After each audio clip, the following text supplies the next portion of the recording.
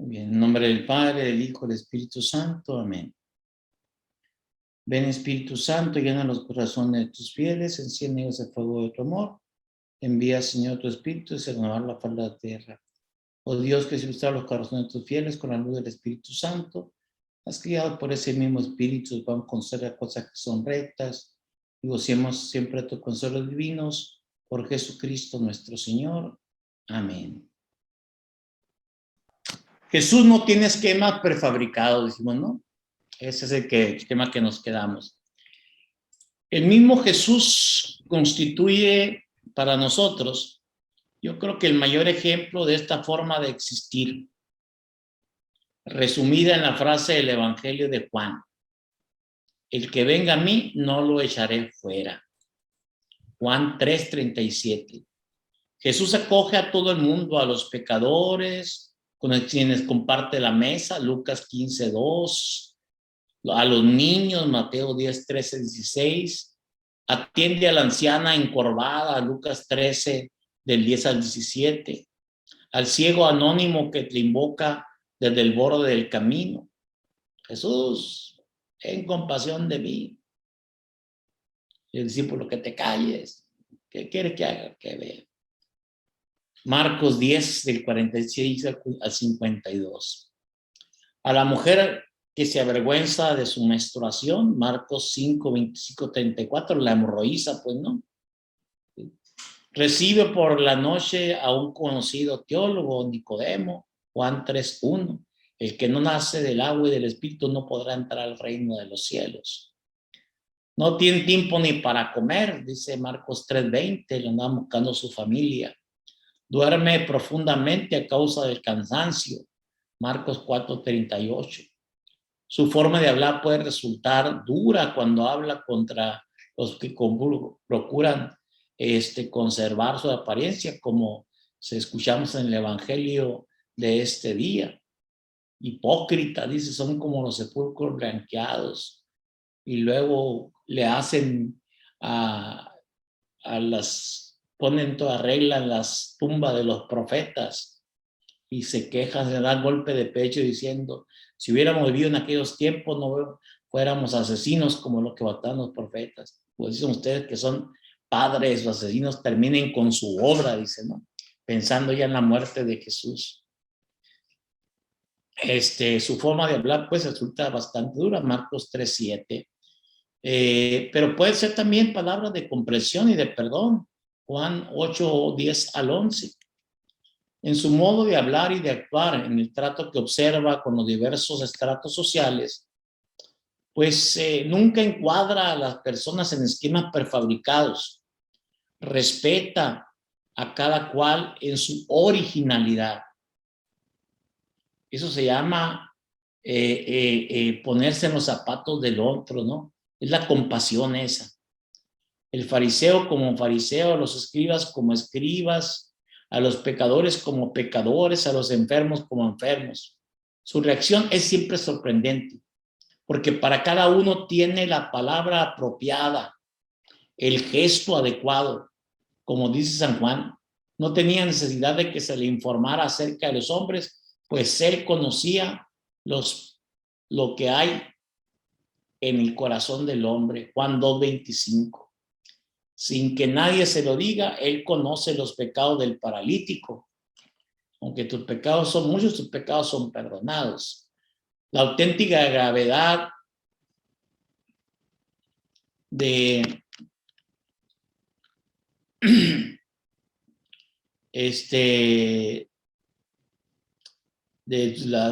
pone en descubierto la soberanía de su propia originalidad, ¿no? Impresionante. Es un hombre carismático, ¿no? Y se da cuenta cuando también lo quieren a él meter en problemas, cuando ponen preguntas capciosas, Mateo 12:13, y da respuestas sorprendentes. Puede hacer abrir la boca de sus adversarios, pero también puede tapárselas, Mateo 22:34. Los evangelios refieren muchas veces que Cristo callaba. Oír al pueblo y sentir sus problemas es una forma de amarlo. La pregunta central, ¿Jesús fue un liberal? Esta palabra liberal está muy desgastada hoy. Viene desde una perspectiva, primera fue cuando la Revolución Francesa, creo que ya les expliqué yo, pero vuelvo otra vez cuando hubo la Revolución Francesa, se hizo el Parlamento, y entonces toda la gente que había tenido, pues los lores, los virreyes y los sabe qué, ¿no? Se sentaban todos a la derecha para allá, ¿no? Y cuchicheaban entre ellos y ponían de acuerdo. Y toda la parte proletariada, pero que tenían tus representantes ahí en el Parlamento, se ponía en la parte izquierda, la parte más popular. De ahí viene la palabra que son de derecha y son de izquierda, ¿sí? Y entonces se habla de liberales y conservadores, que tanto AMLO ha tratado de denostar a la gente de una manera predeterminada, pues, ¿no? Sin de que encuadrándolo, ¿no? Y se encuadra a sí mismo él como un hombre popular, según esto. Bueno, no me voy a meter en problemas en eso. Esta pregunta se la hacía hace años uno de los principales exegetas y él mismo respondía: Jesús fue un liberal. Es algo de lo que podemos estar absolutamente seguros. Aun cuando las iglesias y las personas piadosas protesten y crean que esto es una blasfemia, Jesús fue un liberal porque en nombre de Dios y con la fuerza del Espíritu Santo interpretó y valoró a Moisés. ¿Sí? O sea, supo la escritura y la dogmática a partir del amor, con lo cual permitió a los piadosos seguir siendo humanos y hasta razonables. Para cerciorarnos de la verdad que encierra esta afirmación, basta recordar el siguiente episodio que realza maravillosamente la liberalidad y la amplitud que mira Jesús. Juan le dijo: Maestro, hemos visto a uno que expulsaba a los demonios en tu nombre y se lo hemos prohibido porque no venían con nosotros. Jesús le dijo: no se lo impidan. Pues no hay nadie que obre un milagro invocado en mi nombre y luego sea capaz de hablar mal de mí. Pues el que no está contra nosotros está a favor de nosotros. Marcos 9:38 al 40. Cristo no es ningún sectario, como lo han sido muchos de sus discípulos a lo largo de la historia.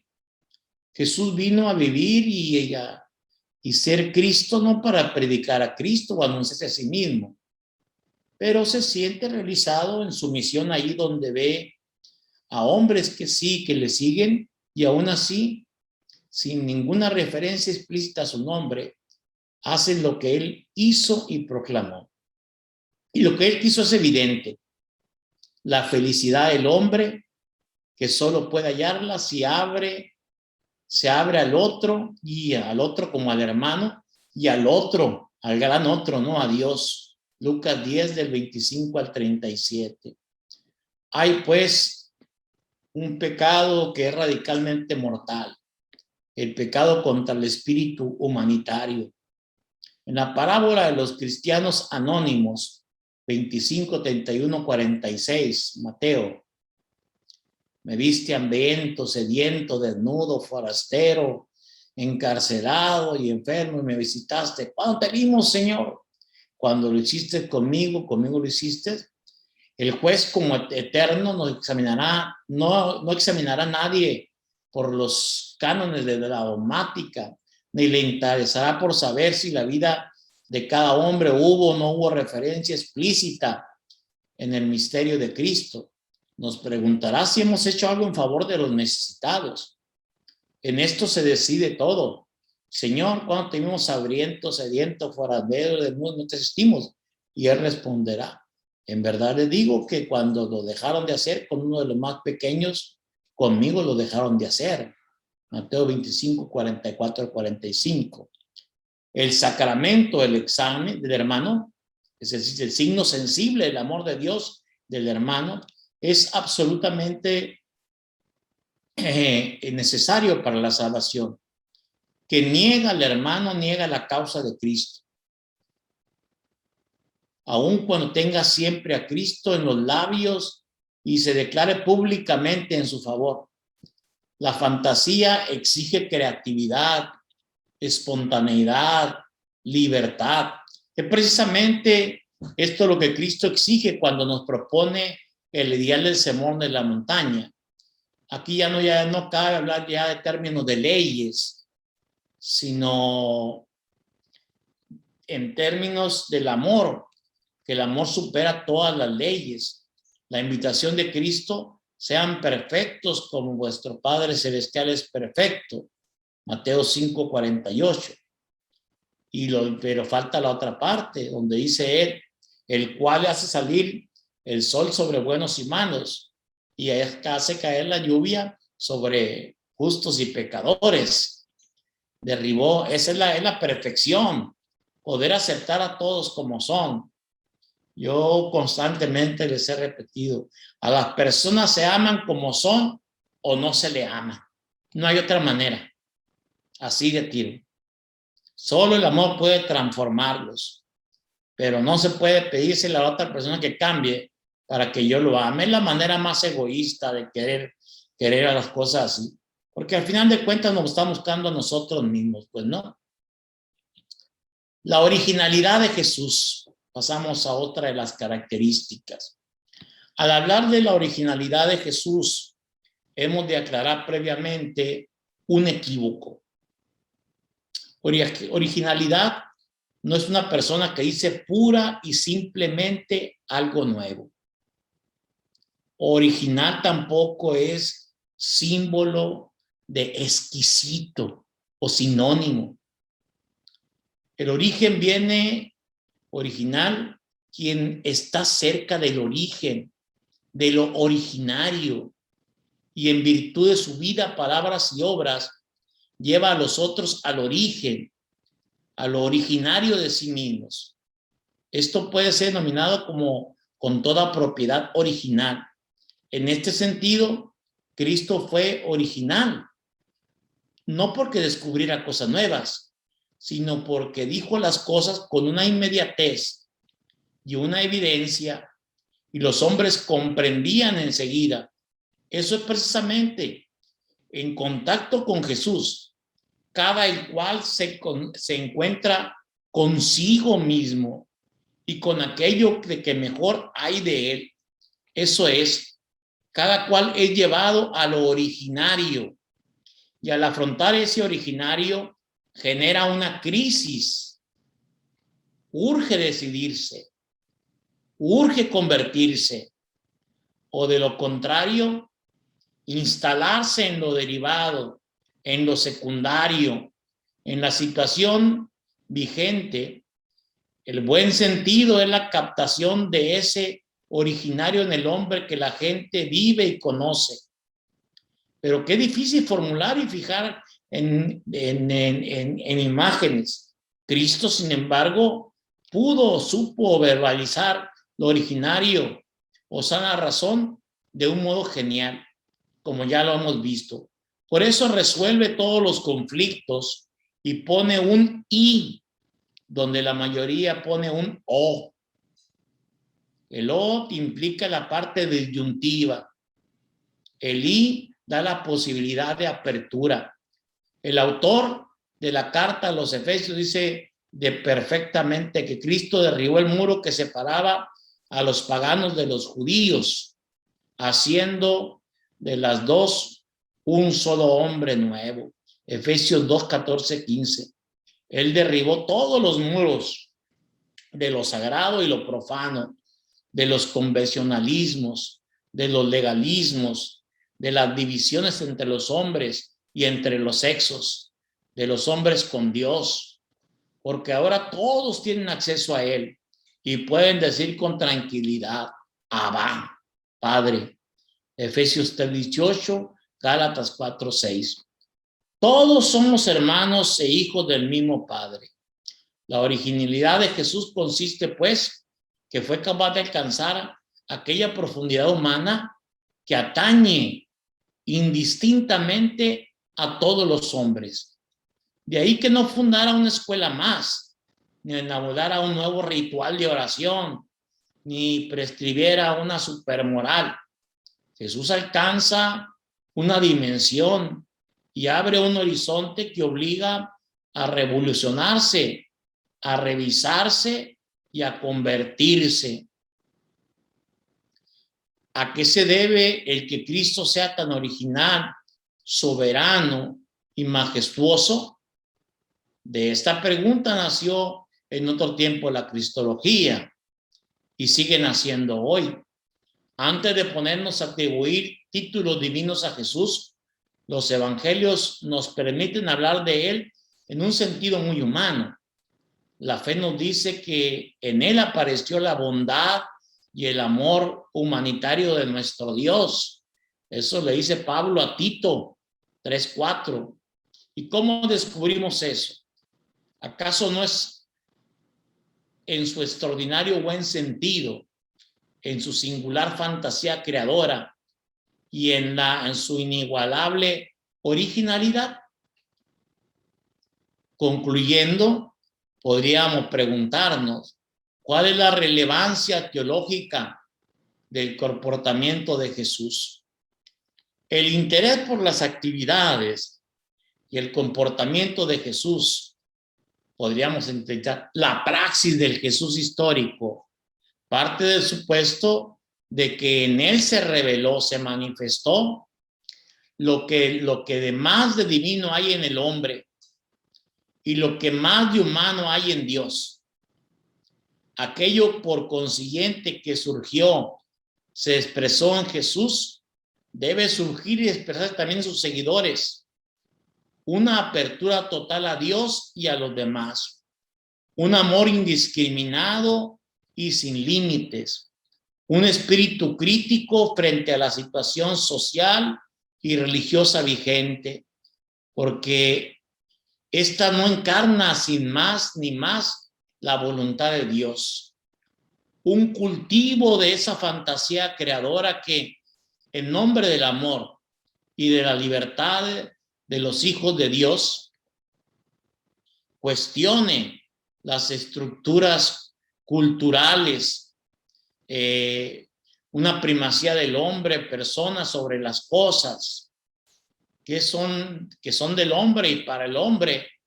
El hombre es el dueño de las cosas. Ahorita, por desgracia, estamos totalmente arrevesados. La sociedad nuestra vive para las cosas. El hombre toda su vida se trata de poseer cosas y cree que ahí está la gran libertad, que ahí está la felicidad. ¿Y qué es lo que termina? Pues termina en un momento de una crisis, de un vacío existencial, porque finalmente las cosas nunca le van a dar un sentido de trascendencia. De ahí pues que cuestione las estructuras culturales.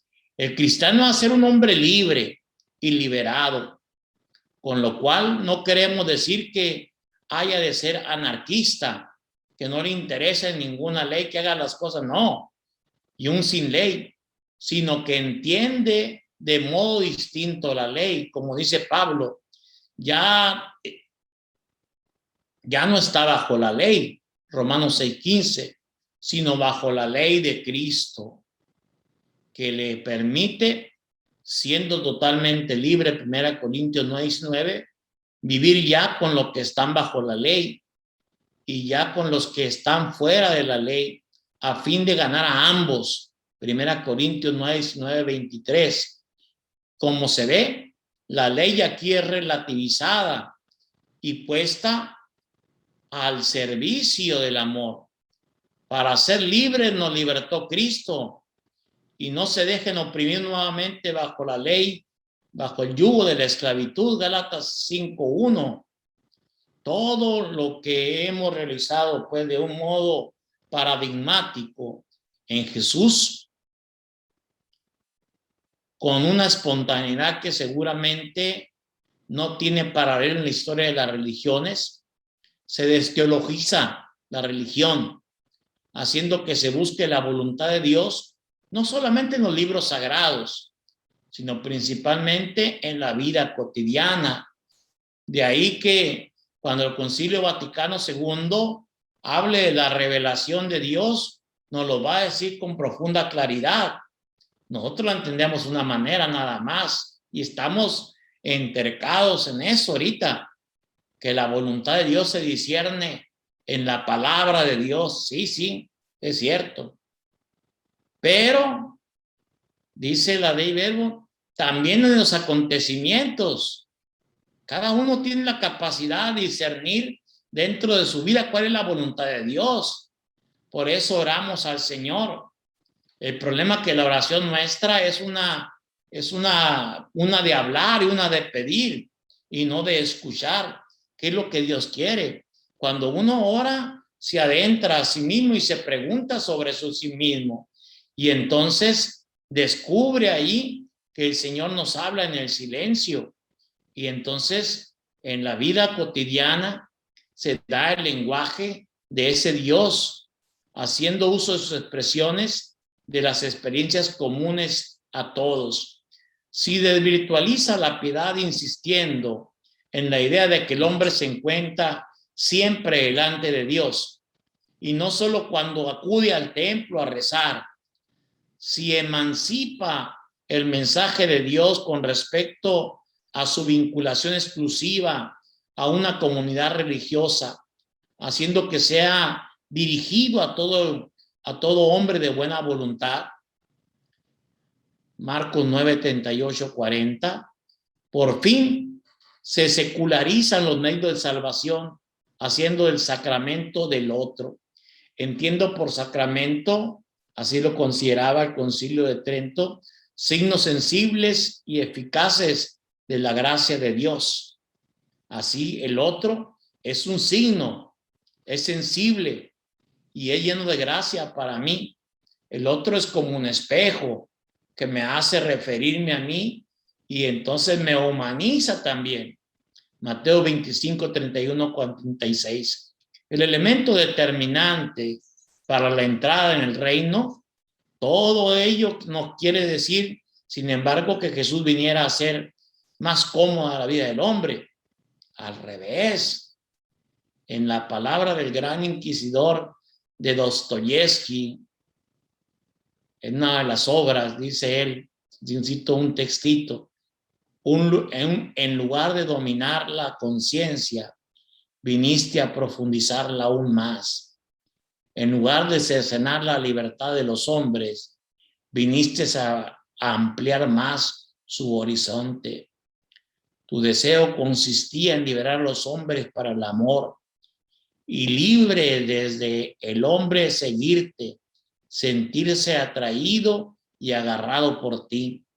En lugar de obedecer las duras leyes del pasado, el hombre debe partir de ahora con corazón libre, decidir ante sí mismo qué es bueno y qué es malo, teniendo tu ejemplo ante los otros. Si cierra ahí el paréntesis. Tratar de vivir semejante proyecto de vida es seguir a Cristo con toda la riqueza que esta palabra, seguir imitar a Cristo encierra en el Nuevo Testamento. Significa liberación y experiencia de la novedad de la vida de redimida y reconciliada, pero también puede incluir, como en Cristo, la persecución y la muerte. Para concluir, pongamos las palabras profundas que resuenan de Dostoyevsky a su regreso de la casa de los muertos, la prisión siberiana en la que estuvo condenado a trabajos forzados. Dice él, a veces me envía Dios instantes de paz y en ellas amo y siento que soy amado. Fue uno de esos momentos cuando compuse para mí mismo un credo en el que todo resulta evidente y sagrado. Se trata de un credo muy sencillo. Helo aquí. Creo que no existe nada más bello, más profundo, más atractivo, más viril y más perfecto que Cristo. Y me digo a mí mismo, con celoso amor, que no existe ni puede existir. Más aún, si alguien me demuestra que Cristo está fuera de la verdad y que ésta no se halla en él, prefiero quedarme con Cristo antes que con la verdad. Con esto, culminamos la parte esta del, ¿cómo se llama? De la originalidad de Cristo. No sé si tengan algunas preguntas. Vamos a entrar a un tema bastante que me quisiera pasar a la parte introductoria. No sé si tengan alguna pregunta sobre esto. Padre, ¿Sí? Entonces, aquí donde dice la pregunta, Jesús fue un liberal, y dice que un exégeta dice que sí, que Jesús fue un liberal. Entonces, nos quedamos con esta parte, considerando a Jesús así. Eso dijo el exegeta, no sé qué digas tú. Buena pregunta. Bueno, la pregunta, ¿está usted de acuerdo con lo que dijo ese exegeta? Yo sí. Ah, bien. Pues, eso es lo que quiero saber. Porque pero a veces... no, pero tú tienes la capacidad de decir, no me parece a mí. No, yo sí, pero yo también puedo estar equivocada. Yo digo que sí es un liberal, pero puedo estar equivocada en mi conciencia. Bueno, ya viste lo que era liberal, pues, ¿no? Sí. O sea, lo que lo describí, todo eso. Sí. Ahí en ese sentido es un liberal. No en sentido, por eso te digo que se desvirtúa mucho la palabra liberal, por eso la quise poner en contexto y después cómo la fueron descontextualizando, pues no. Sí. A tal grado que ahorita ya hay una confusión semiótica de la palabra, ya no tiene el mismo significado, pues no.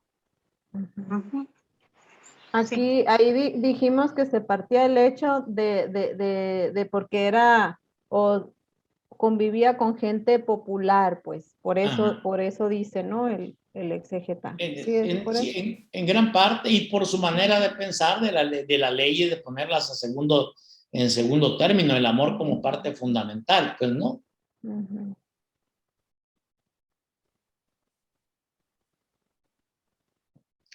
Muy bien.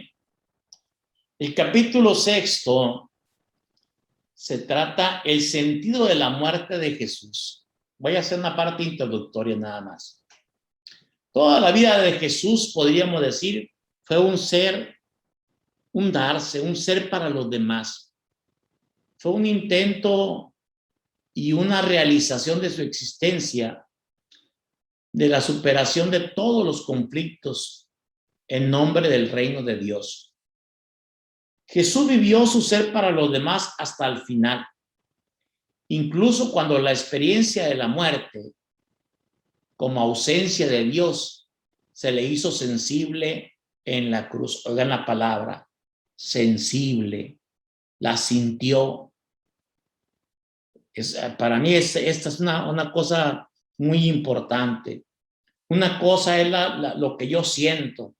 Entiendo yo que pues, el sentimiento no es una fuente de verdad, es un estado de ánimo, es un momento crucial en que los sentimientos se dan ahí como tal, ¿sí? Sí me expresé bien, espero que me entiendan. Entonces, en eso sentí la ausencia de Dios que se hizo sensible en la cruz hasta el límite de su desesperación. Pero él confió y creyó hasta el final que aún así Dios le aceptaría. El sinsentido aún no tenía para él un secreto y un último sentido. Una tragedia se cierne sobre ese esfuerzo de Jesús por liberar a los hombres de sí mismos, de las complicaciones que se habían creado y de todo aquello que en una palabra denominamos pecado. Su nueva doctrina, Marcos 1:27, había indispuesto en su contra a las autoridades de la época, los fariseos, los partidos políticos religiosos, fanáticamente aferrados a las tradiciones y a la observancia de las leyes, hasta el punto de hacer triste y casi imposible la vida. Los escribas, teólogos expertos en las Sagradas Escrituras, los saduceos, grupos extremadamente conservador y oportunista, formados por sacerdotes y familias acomodadas, los ancianos, que eran laicos acaudalados, altos funcionarios de la capital, Jerusalén, los herodianos de Galilea, partido seguidor de Herodes, que buscaban la independencia frente a los romanos, y por último los romanos mismos, que construían las fuerzas de ocupación. Todos ellos tienen por enemigo a Jesús. Número 1, el proceso contra Jesús. Los evangelios refieren los siguientes motivos por los que la obra liberadora de Jesús se vio dificultada y por lo mismo, en definitiva, fue preso, torturado y condenado a muerte. Entiendo, inciso A, la popularidad de Jesús. La aceptación de que gozaba Jesús entre las masas, particularmente populares, preocupaba a las autoridades, una vez que les creaba envidia y mala voluntad. Marcos 11:18, Juan 4, el 1 al 3. Se pensaba que se predicaba la subversión. Lucas 23:2, Juan 7:12. Y que se oponía al pago de impuestos, capital del emperador romano. Lucas 23:2. Quién sabe si incluso con serias pretensiones de asumir el poder contra el régimen establecido. Juan 19:12. Lucas 23:2. En realidad, sus críticas alcanzaban a todos cuantos tenían influencias sobre el pueblo, como los fariseos, Mateo 23, Herodes, Lucas 13:32, los que ejercen el poder en general, Marcos 20:25, Lucas 22:25. Acuérdense que les dijo, los gentes, los de las naciones los oprimen, de otros, en cambio, yo les digo, no se asiente ustedes, ¿no? Que quiera ser el mayor, que se vuelva servidor de todos. Los que ejercen el poder en general y los ricos, Lucas 6:24 al 26. Lo que les hace decir aterrados, si le dejamos que siga así, todos creerán que en él vendrán los romanos, destruirán el lugar santo de nuestra nación. Juan 11:48. De hecho, todos sentían preocupación por sus propios negocios del templo, vendiendo animales para el sacrificio, como era el caso de la familia y la casa de Anás. Había determinado palabras de Jesús pronunciadas en el contexto de la urgencia de la conversión ante la inminencia del reino, que, leídas en otra perspectiva, podrían originar malentendidos políticos. No he venido a traer la paz, sino la espada. Marcos 10:34. He venido a traer división. Lucas 12:51. He venido a enfrentar al hombre con su padre y a la hija con su madre. Mateo 10:35. He venido a traer fuego sobre la tierra y cuánto desearía que ya estuvieras encendido. Lucas 12:49. Evidentemente, Cristo no quería la violencia. Por el contrario, nos ordena amar a los enemigos. Mateo 5:44 al 48.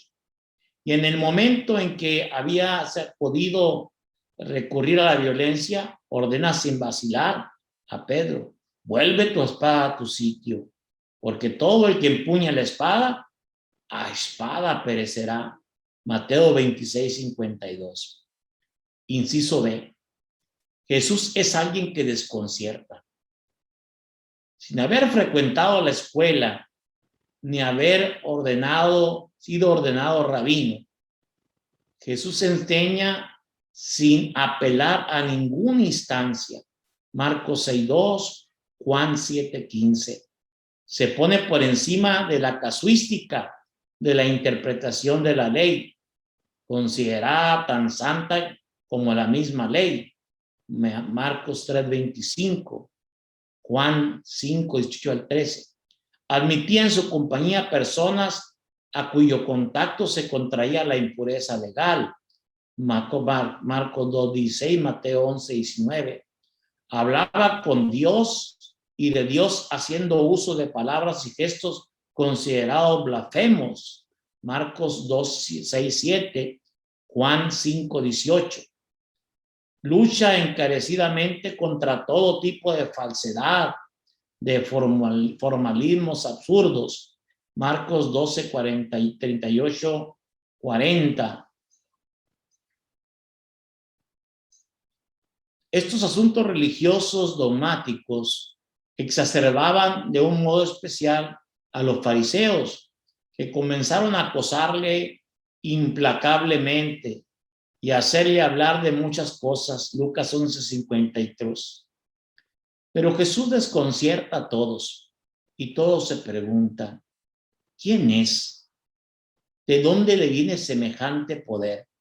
Juan 8:25, Marcos 4:41, Lucas 4:36, Mateo 8:27. Inciso C. Jesús es alguien que provoca una crisis radical. Jesús desconcierta de un modo extremadamente intenso cuando asume determinadas actitudes que corresponden únicamente a Dios. Pone su autoridad por encima de la de Moisés, lo cual equivale a arrogarse poderes divinos. Marcos 6:1-2, Mateo 5:21-48. Habéis oído que se les dijo a los antepasados, dice, pero yo les digo, Jesús perdona los pecados, cosa que solo le compete a Dios. Marcos 2:7, Lucas 7:49. Hace milagros con auténtica soberanía. Muestra a quienes se ven marginados a causa del pecado o del destino, enfermedades, condición social. No por ellos son relegados por Dios, sino que ahora también a ellos les ha llegado la ocasión de poder sentarse con Él a la misma mesa. El Dios de Jesucristo es un Dios de misericordia y perdón, al que produce más alegría la conversión de un pecador que la presencia de 99 justos que no tienen necesidad de penitencia. Lucas 15:7. La actuación de Jesús provoca crisis a sus oyentes. Crisis significa decisión y juicio. Ellos han de decidirse por Jesús y a favor o en contra. Y la crisis y esa decisión significa el hecho que la decisión entre la luz y las tinieblas, Juan 19:20, entre la vida y la muerte, la salvación y la perdición, Juan 15:24. Por 3 veces, dice el evangelista Juan, provocó Cristo un cisma a causa de sus actitudes. Juan 7:43, 9:16, 10:19. Es decir, produjo una crisis que llevó al pueblo a una ruptura, decisión en favor o en contra de él. Cristo es la crisis del mundo. O se trasciende a sí mismo y de este modo se salva, o se cierra sobre sí mismo, quita a Jesús de en medio y se pierde.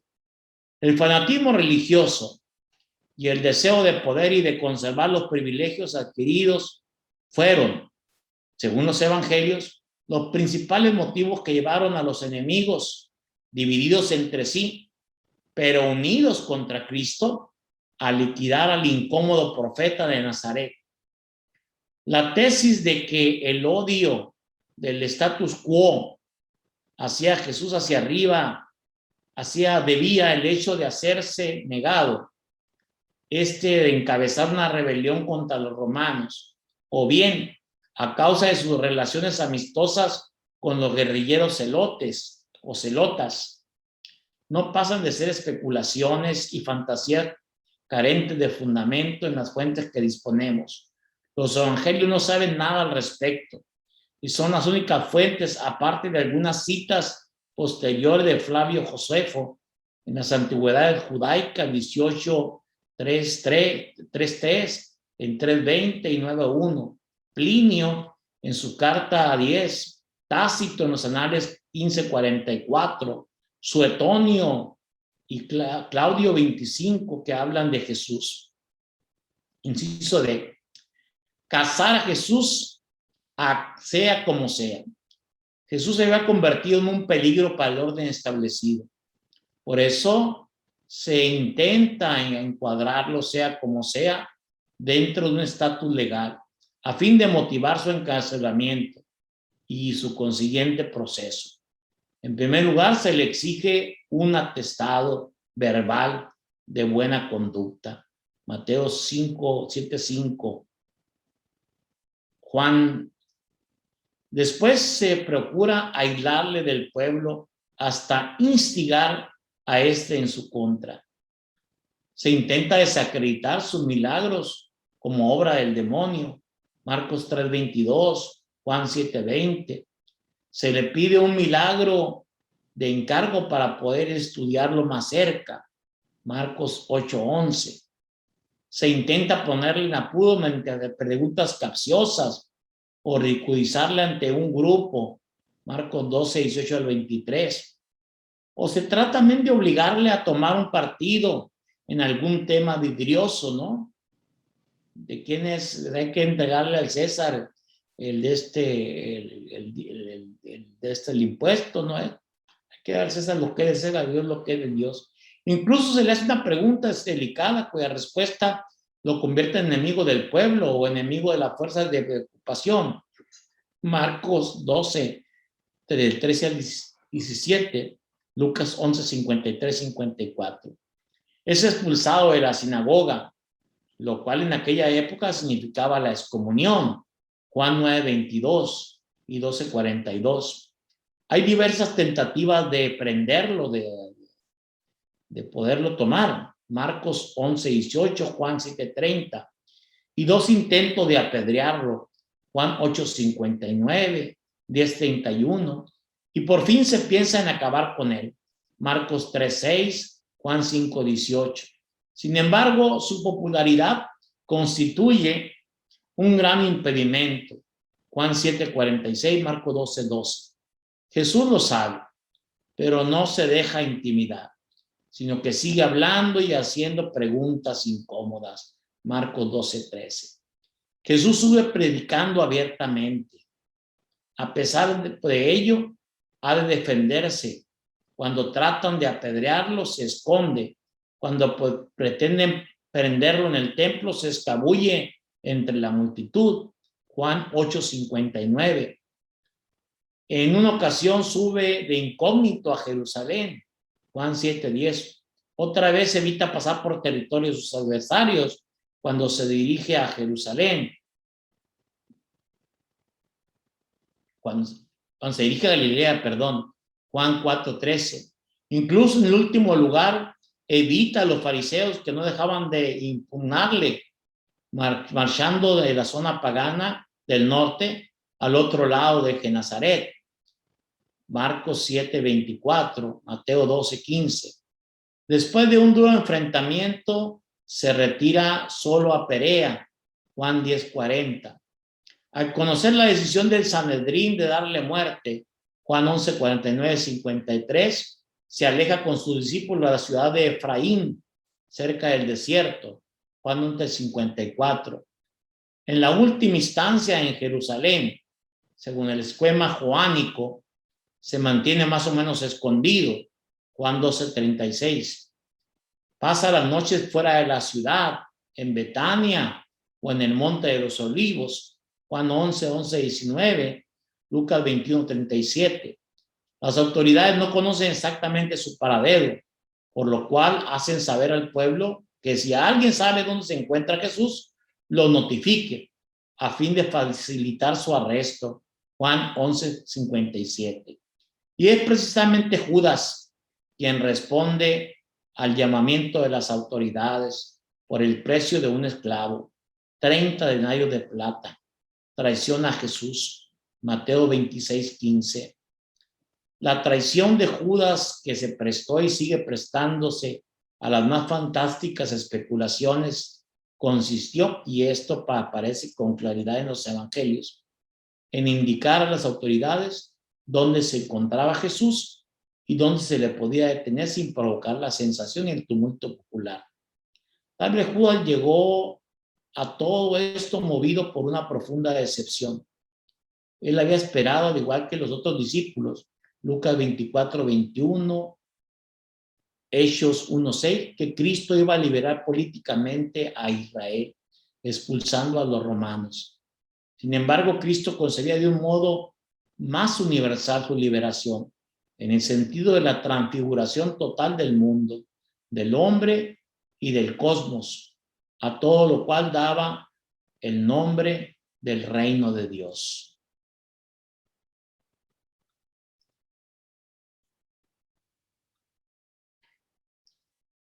Ahí voy a dejar la parte esta introductoria de la pasión. Son las partes primigenias que vamos a introducirnos. Después ya sobre, cada vez profundizaremos más sobre esto, pero quería yo que vieran un panorama general en el contexto en el que está puesto Jesús. No fue tan fácil, sino que estaba ya muy, todo estaba atado, pues, ¿no? Ya estaba previsto, ya estaba todo calculado más o menos por las autoridades. En nombre del Padre, el Hijo y el Espíritu Santo. Amén. Te damos gracias, Señor, por los beneficios recibidos. A ti que vives y reinas por los siglos de los siglos. Amén. El Señor esté con ustedes. La bendición de Dios Todopoderoso, Padre, Hijo y Espíritu Santo, descienda sobre usted y permanezca siempre. Buenas noches, pues.